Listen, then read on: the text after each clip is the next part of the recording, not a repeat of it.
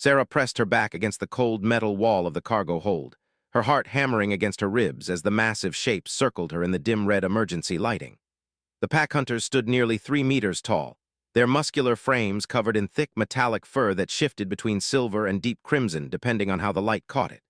Their elongated snouts revealed rows of crystalline teeth that could tear through starship hulls, and their 6 eyes glowed with predatory intelligence. The lead alpha, easily the largest of the 7 creatures surrounding her, took a step closer. Its massive paws, each equipped with retractable claws the size of combat knives, scraped against the deck plating with an ominous screech. Sarah had read about these in her xenobiology classes at the Mars Colonial Academy. They were the apex predators of the Outer Rim, creatures so feared that entire star systems paid tribute just to keep them away from inhabited worlds. "The little pink thing trembles," the alpha growled in its native tongue, though the translation chip in Sarah's ear converted the words into standard Terran. How amusing that the galaxy's so-called warriors produce such fragile offspring. Sarah forced herself to stand despite the terror coursing through her veins. She was only 19, a second-year student who had been traveling back to Earth aboard the civilian transport Meridian's Hope when the raiding ship had intercepted them. The pirates had taken everything of value and executed most of the crew, but for some reason they had kept her alive. "Why haven't you killed me yet?" she asked, surprised by how steady her voice sounded. The alpha's lips pulled back in what might have been amusement, revealing more of those terrifying crystalline fangs. "The hegemony has placed a bounty on human specimens. Alive, you are worth 50,000 credits. Dead, you are merely meat." It tilted its massive head, studying her with those unnerving 6 eyes. "Though I confess, little morsel, the temptation to sample human flesh grows stronger with each passing hour." The other pack members chuffed and yipped in their guttural language, a sound that Sarah's translator rendered as laughter. One of them, slightly smaller than the alpha but no less intimidating, stepped forward and sniffed the air around her. "She smells of fear," it said to the alpha, "but also something else, something unusual."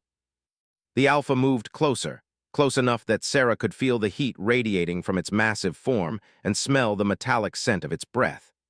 When it leaned down to examine her more closely, she found herself staring directly into those 6 predatory eyes, each one a different shade of amber. Indeed, the humans we have encountered before reeked of desperation and weakness when faced with death.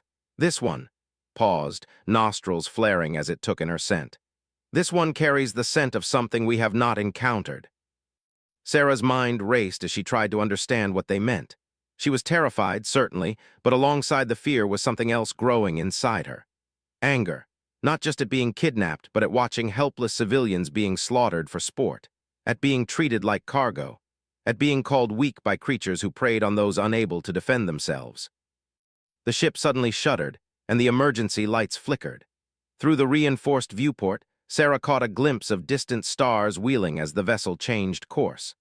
One of the younger pack members bounded over to a communication console and began operating it with surprising dexterity for creatures with such massive claws.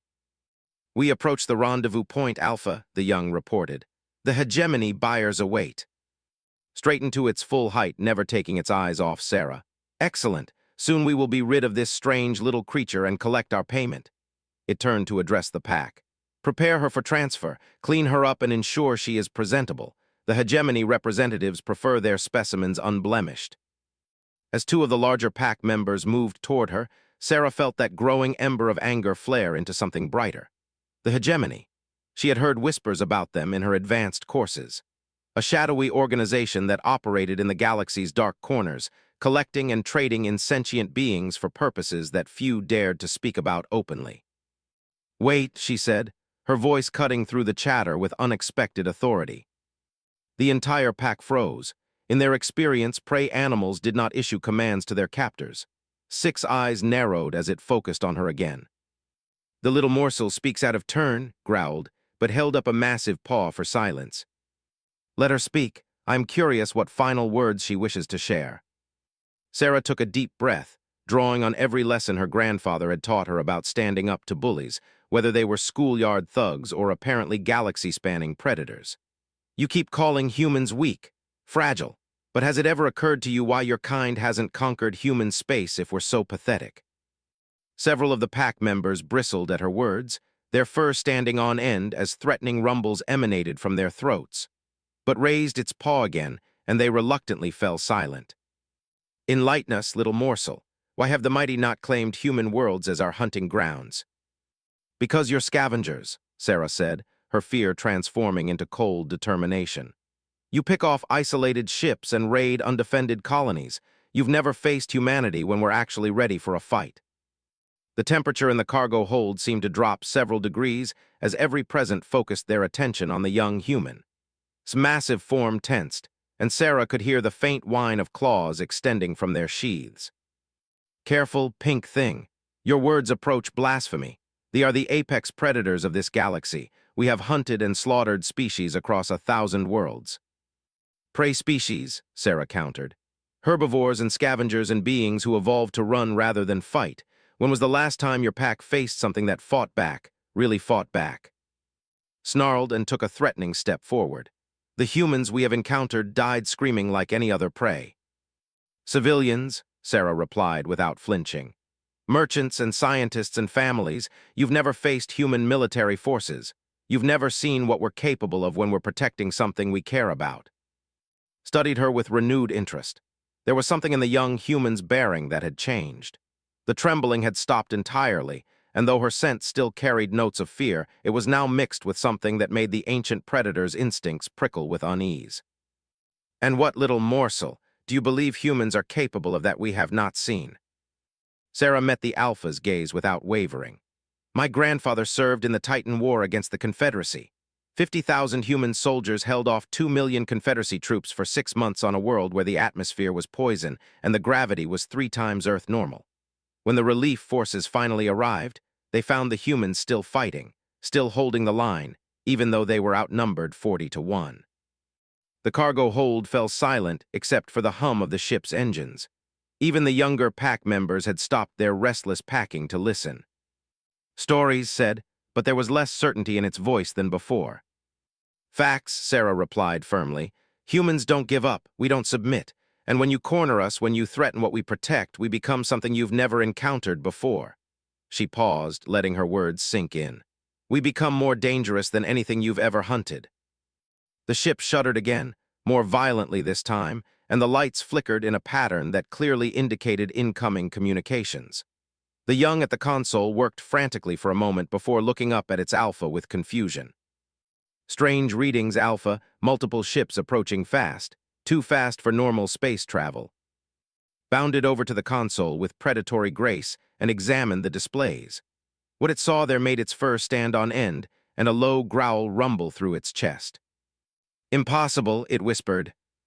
Sarah felt a surge of hope mixed with fierce satisfaction. What's impossible?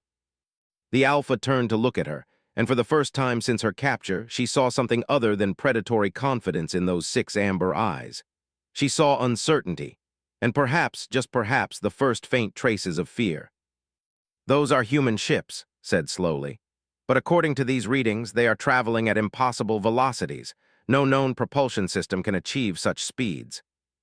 Sarah smiled for the first time in days, and the expression transformed her face from that of a frightened teenager into something that reminded the watching predators of their own kind when they caught the scent of prey.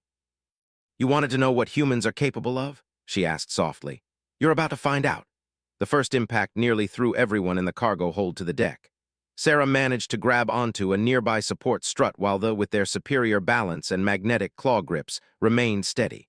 Emergency klaxons began wailing throughout the ship as whatever had struck them hit again, this time with enough force to buckle the hull plates visible through the viewport. Report roared into the communication system. The response came crackling through in panicked battle cant. Alpha, human vessels are ramming us.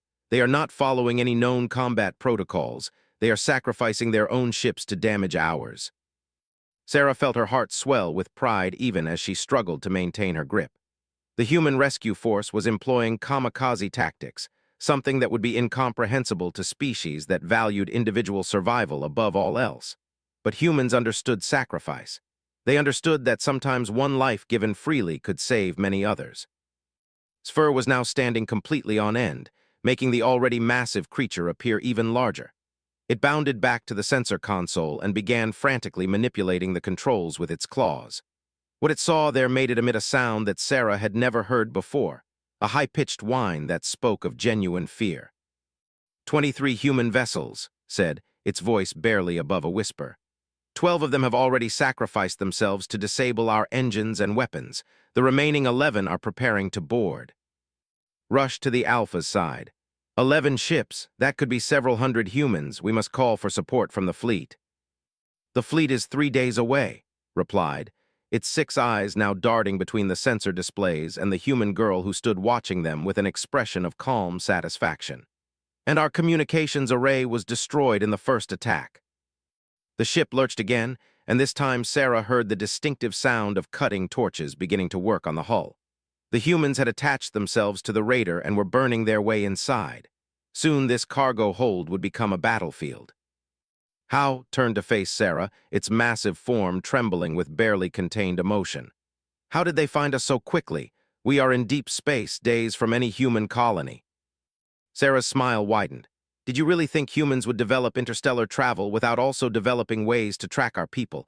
Every human carries a quantum signature marker in their genetic code. When I was kidnapped, my distress signal went out automatically. She paused, enjoying the dawning comprehension on the alien faces around her. And when humans receive a distress signal from one of our own, we don't send negotiators or diplomats. What do you send? Asked, though its tone suggested it already knew the answer. We send soldiers. The cutting sounds grew louder, accompanied now by the rhythmic hammering of breaching charges. The pack began spreading out through the cargo hold, taking defensive positions behind crates and equipment. Their predatory confidence had evaporated, replaced by the desperate cunning of cornered animals. They cannot be many, said, though its voice lacked conviction. Even if each ship carried a full squad, we face perhaps 200 humans at most. We have killed thousands. Thousands of unarmed civilians and prey species, Sarah corrected. These are Human Defense Corps soldiers. They've trained their entire adult lives for exactly this scenario. The first breach charge detonated with a thunderous roar, followed immediately by the scream of tearing metal. Through the new hole in the cargo bay wall, Sarah could see figures in matte black armor moving with fluid precision. Their movements were almost dance-like, each soldier covering their teammates' advance while simultaneously seeking the optimal firing positions. They opened fire first, using energy weapons that filled the air with brilliant orange bolts. The humans responded with weapons that fired no visible projectiles but created devastating kinetic impacts wherever they aimed. The sound was different too, not the sharp crack of energy discharge, but the deeper, more fundamental boom of matter being violently displaced. What shocked the most was how the humans moved. Where other species they had fought would seek cover and return fire from static positions, these humans flowed through the combat space like liquid mercury. They rolled, leaped, and slid between cover points while maintaining constant fire on their targets. When one soldier's weapon ran dry, another would seamlessly take over their fire pattern while the first reloaded behind cover. But most disturbing of all was how they coordinated. They had excellent individual fighting abilities, but they relied primarily on pack instincts and simple tactical formations. These humans moved as if they shared a single mind, anticipating each other's actions and flowing around obstacles with supernatural coordination. Within minutes, 3 of the younger lay dead, their massive forms sprawled among the cargo containers. The humans had lost no one, though Sarah could see that several suits of armor showed scorch marks from near misses. Impossible, roared, firing wildly at shadows and achieving nothing. They are only humans, we are apex predators. One of the human soldiers, distinguished by additional markings on their armor, stepped into the open and removed their helmet. The face revealed was that of a middle-aged woman with graying hair and eyes like chips of winter ice. When she spoke, her voice carried the absolute authority of someone accustomed to being obeyed without question. Attention raiders, I am Colonel Maria Santos of the Human Defense Corps. You have committed acts of piracy against civilian vessels and kidnapped a human citizen. Surrender immediately, and you will be given the opportunity to face trial. Continue resistance, and you will be eliminated. Rose to its full height, towering over the human colonel by more than a meter. I am Alpha of the pack. We do not surrender to prey animals. Colonel Santos studied the massive alien with the same expression she might use when examining an interesting but ultimately insignificant insect. "Prey animals, is that what you call us?" She gestured to her soldiers, who had formed a perfect perimeter around the position. "Sergeant, please demonstrate to our furry friends what prey animals are capable of." One of the soldiers stepped forward, and Sarah gasped as she recognized the family resemblance. The soldier removed their helmet to reveal a face that could have been Sarah's own in 20 years, stern, determined, and radiating barely controlled fury. "That's my niece you've been terrorizing," Sergeant said, her voice deadly quiet. "I've been tracking you for 6 days. Do you know what 6 days means to an angry human?" Before any of them could respond, Sergeant moved. Sarah had thought the previous combat was fast, but this was something beyond normal human capability. The sergeant flowed between the alien warriors like water, her movements too quick for even reflexes to follow. Her weapon fired repeatedly, each shot precisely placed to disable rather than kill. In less than 10 seconds, every remaining accept was down, writhing in pain from weapons fire that had severed tendons and shattered limb bones without causing fatal damage. The sergeant stood over them, her weapon trained on the Alpha, waiting. Stared around at its fallen pack, its 6 eyes wide with shock and disbelief. How is this possible? We are the galaxy's apex predators." Colonel Santos walked over to where Sarah stood, her expression softening slightly as she looked at the young woman. "Are you injured, miss?" "No, ma'am, they kept me alive for the bounty." The colonel nodded and turned back to the fallen Alpha. "You want to know how this is possible? I'll explain it to you since you seem genuinely confused." She gestured to her soldiers. "Every human you see here volunteered for this mission, not because it was their duty, though it was, not because they were ordered to, though they were. They volunteered because you took one of our children." Struggled to rise on its injured limbs, confusion evident in its alien features. "Children? She is fully grown, she can reproduce. By any measure, she is an adult." "By human measures, she's barely started her life," Sergeant said, her weapon never wavering from the Alpha's center mass. "She's someone's daughter, someone's granddaughter, someone's hope for the future, and you turned her into a commodity to be sold." Colonel Santos continued the explanation with cold precision. "The galaxy calls us prey animals because they've only seen our merchants and explorers and scientists. They think we're weak because we don't conquer worlds or enslave other species." Her voice grew harder. "But they've never seen what happens when someone threatens our children." The ship shuddered as more human vessels docked with the raider. Through the breach in the cargo bay, Sarah could see additional soldiers moving through the ship with systematic efficiency. They weren't just rescuing her. They were taking the entire vessel as evidence and capturing every raider aboard. "You will face trial for your crimes," Colonel Santos informed the wounded. "Under human law, piracy and kidnapping carry severe sentences. Under galactic law, your species will face sanctions and reparations." She paused, letting that sink in. "But that's not the message you need to carry back to your people." His voice came out as barely more than a whisper. "What message?" "Humans protect their own," Sergeant said simply. "Touch one of us and we will find you. Harm one of us and we will stop you. Threaten our children." She smiled, and it was not a pleasant expression. "And we will show you why the most dangerous predator in any ecosystem is the one protecting its young."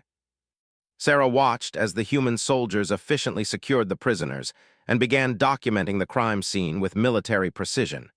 Everything was being recorded, measured, and this wouldn't just be a rescue. It would be a legal case that would reverberate through galactic politics. As the soldiers worked, Sarah found herself looking at her aunt with new understanding. Sergeant wasn't just a soldier. She was part of humanity's promise to never abandon their own. Every human in the Defense Corps carried that same commitment, that same willingness to cross the galaxy if necessary to bring their people home.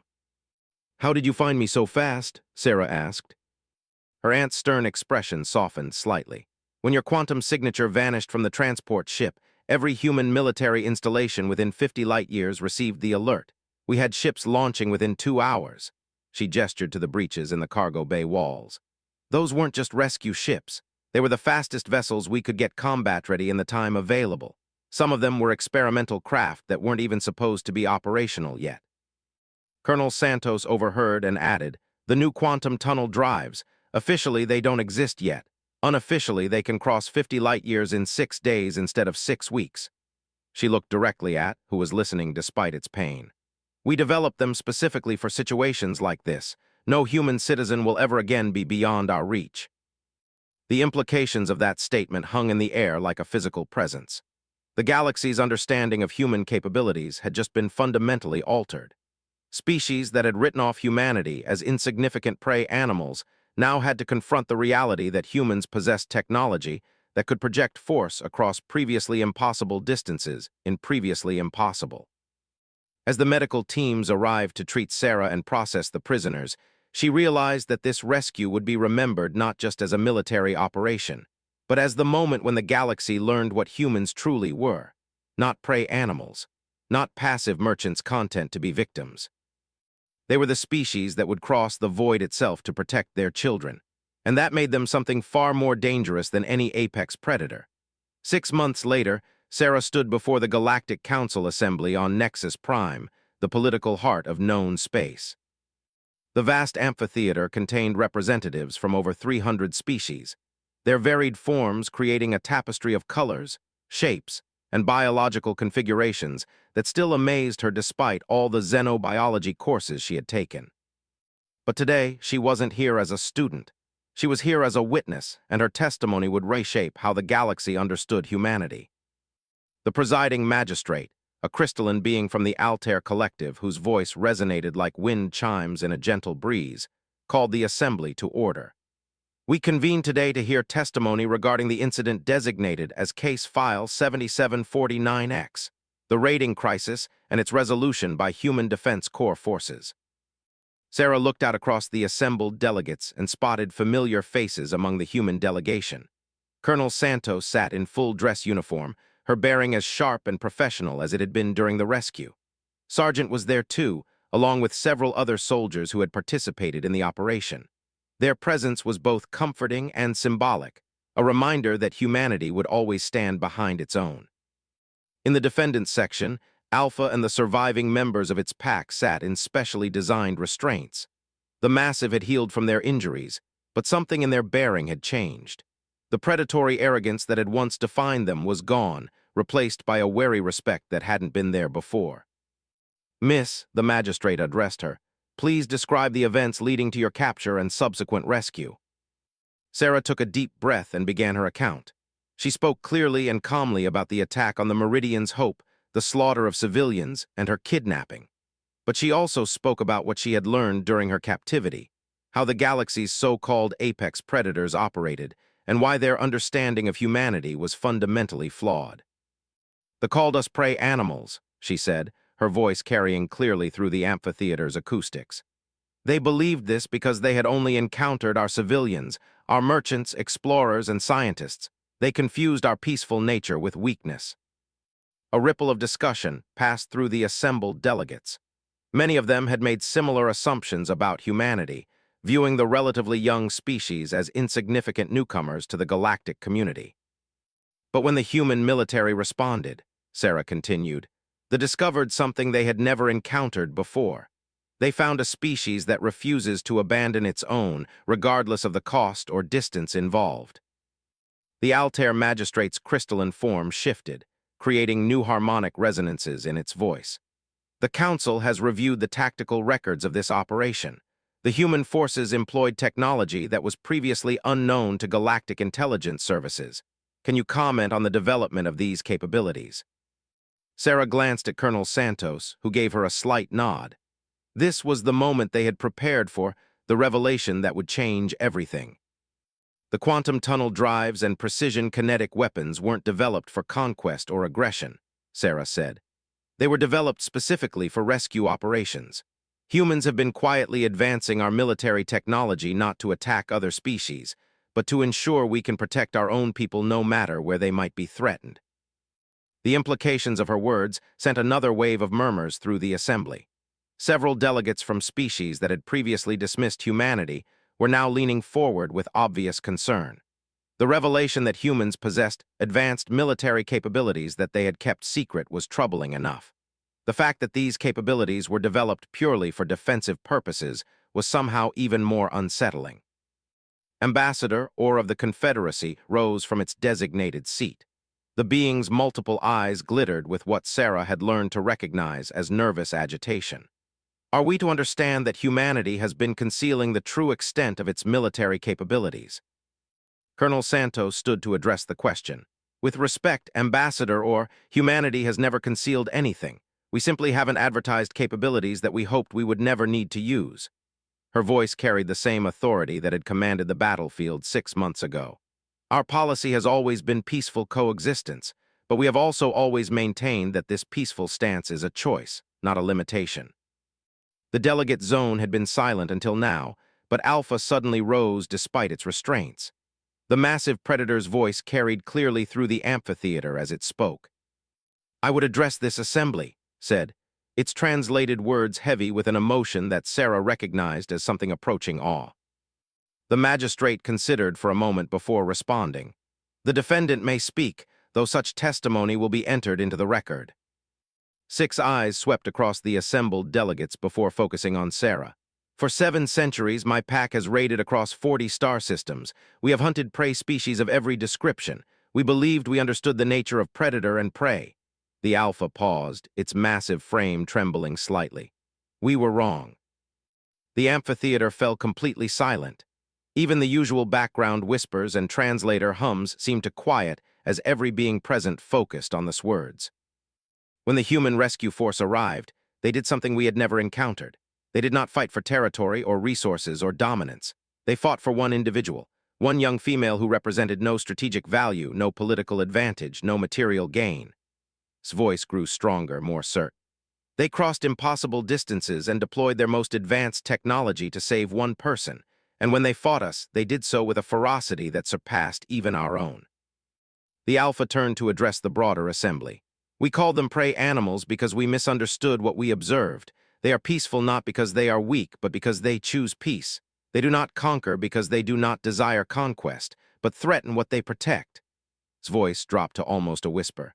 "And they become something more terrible than any predator the galaxy has ever known." Sarah felt a chill run down her spine as she listened to this testimony. This was exactly what Colonel Santos had hoped would happen. By demonstrating human capabilities in a rescue operation rather than an aggressive action, they had sent a message that would resonate throughout galactic society. Ambassador of the Synthetic Collective requested permission to speak. The artificial being's holographic form shimmered as it addressed the assembly. "The collective has analyzed the tactical data from this incident. The human rescue operation displayed coordination, technological sophistication, and strategic thinking that ranks among the highest we have observed in our databanks." The synthetic paused, its form flickering as it processed vast amounts of information. "However, our analysis also indicates that the humans could have easily destroyed the vessel and everyone aboard. Instead, they chose to minimize casualties while achieving their objective. This suggests a level of restraint and tactical precision that implies even greater capabilities held in reserve." More murmurs rippled through the assembly. Sarah realized that the galaxy's political landscape was shifting in real time as delegates reconsidered everything they thought they knew about human capabilities. The magistrate's crystalline form chimed softly. "This testimony raises significant questions about the current balance of power in galactic affairs. Miss, in your opinion, what message should this assembly take from these events?" Sarah stood, drawing on everything her grandfather had taught her about standing up for what was right. "The message is simple, Your Honor. Humanity seeks peace and cooperation with all species. We want to explore together, learn together, and build a better galaxy together." She paused, making eye contact with delegates throughout the amphitheater. "But we will also protect what we value. We will defend the innocent, and we will never abandon our own."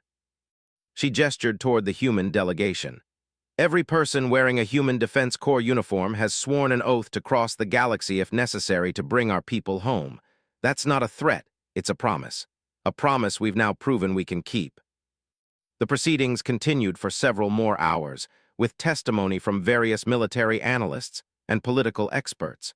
But Sarah knew the core message had already been delivered. The galaxy now understood that humanity was not the prey species they had assumed. As the session concluded, Sarah found herself approached by delegates from dozens of species. Some wanted to discuss trade agreements with these newly revealed human capabilities. Others were interested in defensive alliances or technology-sharing arrangements. A few were clearly reconsidering their previous dismissive attitudes toward human diplomatic initiatives. But the most significant conversation came from an unexpected source. Ambassador of the hegemony, the same shadowy organization that had placed the bounty on human specimens, approached her with obvious reluctance. "Miss," the tall, gaunt humanoid said in its whispering voice, "the hegemony wishes to extend formal apologies for any involvement in your unfortunate experience. We were unaware of the protective capabilities of human society." Sarah studied the ambassador carefully. The hegemony representative was clearly nervous, its pale skin showing stress patterns that her xenobiology training helped her recognize. "And the bounties on human specimens?" "Immediately rescinded," a replied quickly. "All standing contracts have been canceled. The hegemony has no desire to provoke further demonstrations of human rescue capabilities." As Sarah watched the ambassador hurry away, she realized that the rescue operation had achieved something beyond just bringing her home. It had fundamentally altered how every major power in the galaxy viewed humanity. The peaceful merchants and explorers were still there, still pursuing their dreams among the stars. But now everyone knew that those peaceful humans were backed by something far more formidable. Colonel Santos appeared at her side as the amphitheater began to empty. "Well done, miss. Your testimony today will be remembered for a long time." "Will it make things better or worse for humans in the galaxy?" Sarah asked. The colonel considered the question carefully. "Different. It will make things different. Some species will respect us more, others might fear us more, but none of them will make the mistake of thinking we're helpless again." She smiled slightly. "And hopefully that means fewer humans will need rescuing in the future." As they walked toward the human delegation's transport, Sarah reflected on how much had changed since her kidnapping. She had returned to her studies, but with a new understanding of her place in the galaxy. She was not just Sarah, xenobiology student. She was Sarah, human citizen, protected by the promise that her people would cross the void itself to bring her home. The galaxy was vast and filled with wonders and dangers in equal measure. But for the first time in human history, their species ventured into that vastness with the absolute certainty that none of them would ever face its perils alone. And for those who had previously seen humans as easy prey, that changed everything.